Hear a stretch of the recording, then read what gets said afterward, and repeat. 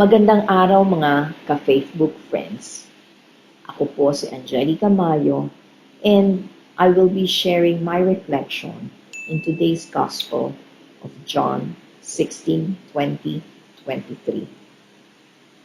In today's Gospel, Jesus tells his disciples, "You will experience great pains and sorrows, but this will turn into joy."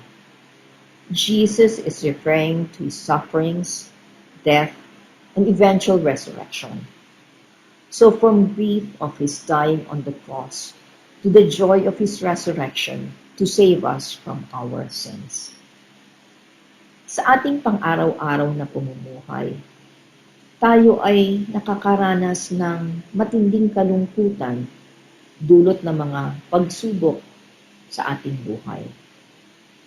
Noong kasagsagan ng pandemya, maraming mga nakaranas ng matinding pagkakasakit, matinding kalungkutan dahil nawala ng mga mahal sa buhay, nawala ng trabaho, bumagsak ang mga negosyo, at kahit ngayon ay nakakabalita tayo ng mga taong sa tindi ng kulukutan ay kumikitil ng mga sariling buhay.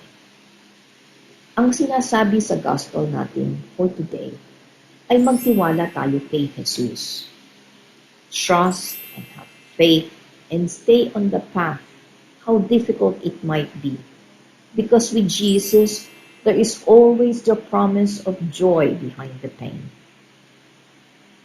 Often during those very difficult times in our lives, we call on Jesus, and the answer may not be in the way we want them to be. And when this happens, we then question Jesus, mahal ba talaga ako ng Diyos? Bakit dumarating sa akin ang mga ganitong pagsubok? We are blinded and feel paralyzed by the extreme grief that we feel.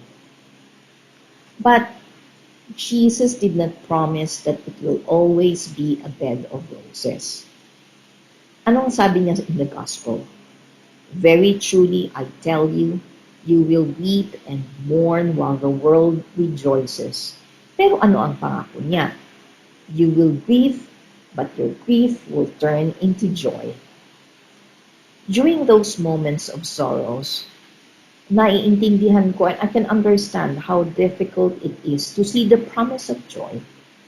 But if we truly believe in Him and His love for us, that He died for us on the cross so that He can give us life everlasting, then the load is much easier to bear.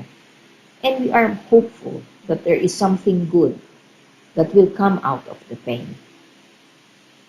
What Jesus is asking for us is to trust in Him, to know and believe that He is always with us through sorrows and pain. And beyond those difficult and painful times in our lives, there is the promise, there is always the promise of new life and joy.